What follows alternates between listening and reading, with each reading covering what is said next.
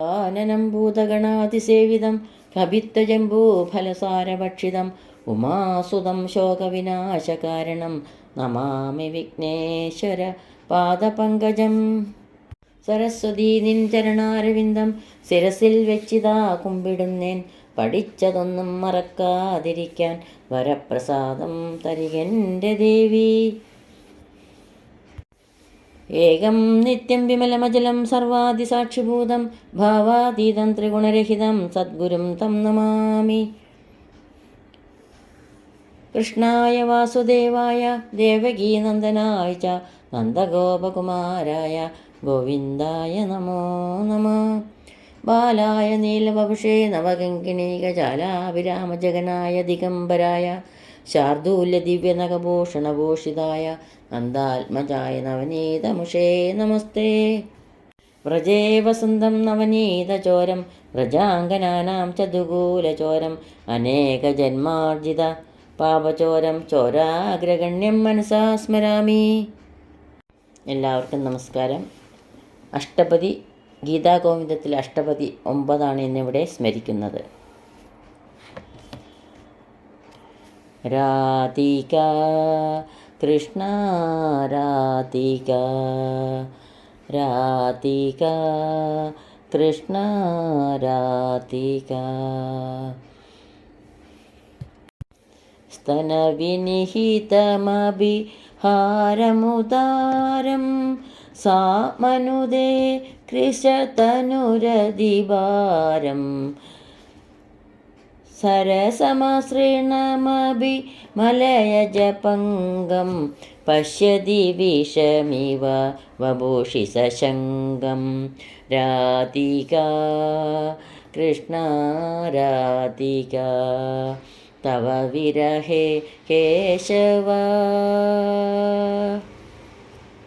രാധിക കൃഷ്ണ രാധിക. അല്ലയോ കേശവ, അങ്ങയുടെ വിരഹത്തിൽ കൃശാംഗിയായ ആ രാധിക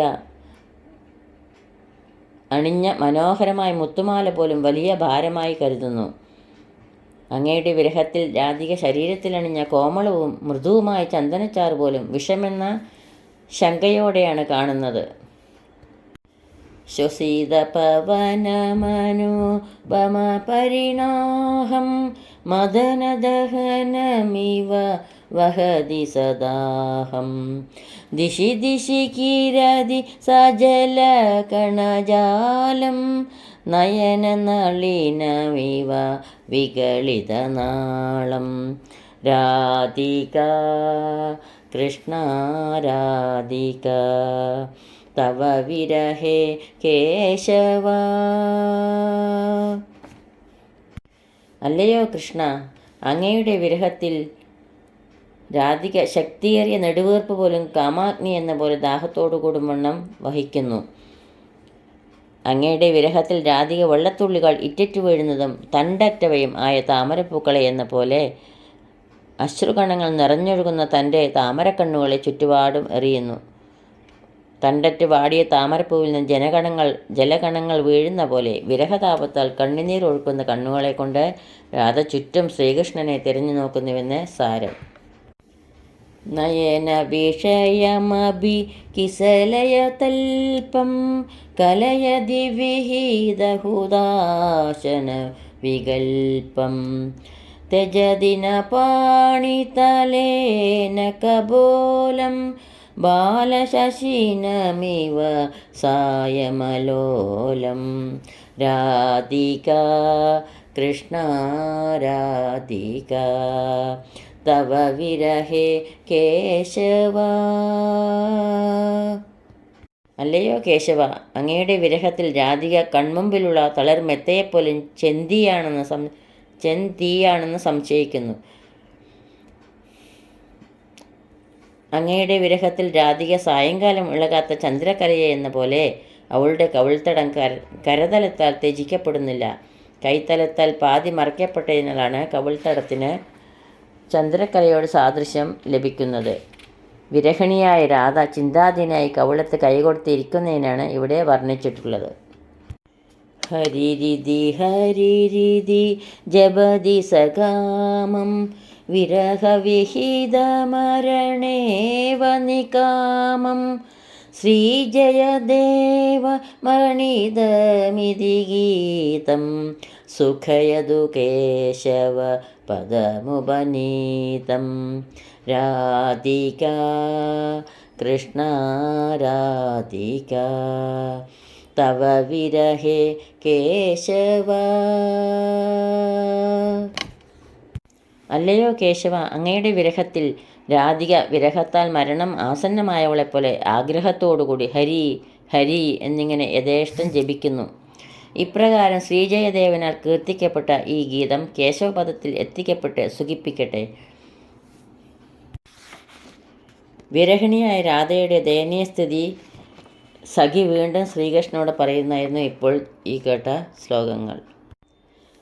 സാരോമാഞ്ജതി സീൽകരോതി വിലപതുൽകമ്പതേ താമ്യതി ധ്യായത്വുദ്ഭ്രമതി പ്രമീലതി പദതുദ്യാതിമൂർച്ഛത്യഭി ഏതാവത്യതനുജ്ജരെ വരധനുർജീവേന കിം തേ രസാത് സർവൈദ്യപ്രതിമാ പ്രസീദസി യദി ത്യുക്താന്യതാന്യത്പരം.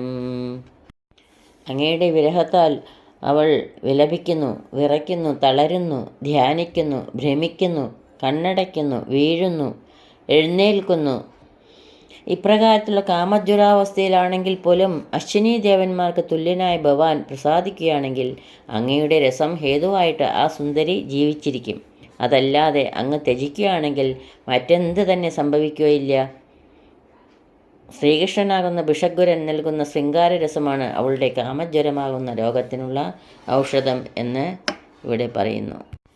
സ്മരാതുരാം ദൈവത വൈദ്യഹൃദ്യ ത്വദംഗസംഗാമൃതമാത്രസാധ്യം വിമുക്തബാധാം കുരുഷേന രാധാമുപേന്ദ്ര വജ്രാദവിദാരുണോസി. ഹേ ഉപേന്ദ്ര, കാമപരവശയും അങ്ങയുടെ അംഗസംഗമാകുന്ന അമൃതം കൊണ്ട് മാത്രം ജീവിത സാധ്യത ഉള്ളവളുമായ രാധയെ അശ്വിനി ദേവതകളുടെ പ്രിയനായ അങ്ങ് ബാധാവിമുക്തനാക്കുന്നില്ലെങ്കിൽ അങ്ങ് വജ്രായുധത്തേക്കാൾ കഠിനനാണെന്ന് തീർച്ച തന്നെ. ഉപേന്ദ്രൻ എന്നത് ദേവേന്ദ്രൻ്റെ സഹോദരനായ വാമനൻ്റെ പേരാണെങ്കിലും മഹാവിഷ്ണുവിൻ്റെ പര്യായമായി ഉപയോഗിക്കാറുണ്ട്.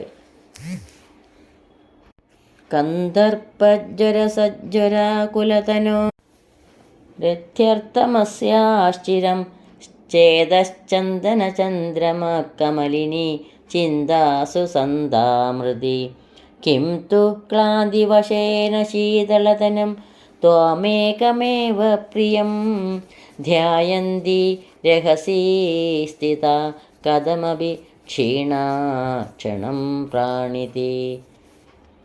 അത്യധികം കാമജ്വരാകുലയായ ഇവളുടെ മനസ്സ് ചന്ദനം, ചന്ദ്രൻ, താമരപ്പൊയ്ക എന്നീ ശീതള വസ്തുക്കളെപ്പറ്റി ചിന്തിക്കുമ്പോൾ തന്നെ വളരെ നേരത്തേക്ക് തളർന്നു പോകുന്നു. എന്നാൽ തളർന്നു വാടിയ ഇവൾ കുളിർമെയ്യാർന്നവനും ഒരേ ഒരു പ്രിയനുമായ അങ്ങയെ മനസ്സിൽ ധ്യാനിച്ചുകൊണ്ട് എങ്ങനെയോ ജീവിക്കുന്നു. ക്ഷണമപി വിരഹ പുരാണസേഹി നയന നിമീലന ഘിന്നയാത്തെ ശ്വസതു കഥമസൗ രശാളശാഖാം ചിരവിരഹേബി വിലോക്യ പുഷ്പിതാഗ്രാം.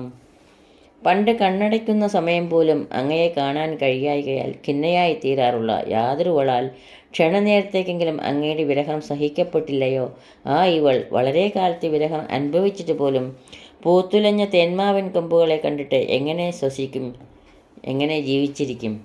പൂത്തുലഞ്ഞു നിൽക്കുന്ന തേന്മാവ് കാമോദീപകമാകയാൽ വിരഹദുഃഖം അനുഭവിക്കുന്ന രാധ അതിനെ കണ്ടുകൊണ്ട് എങ്ങനെ ജീവിച്ചിരിക്കുന്നു എന്നാണ് സഖിയുടെ അത്ഭുതം.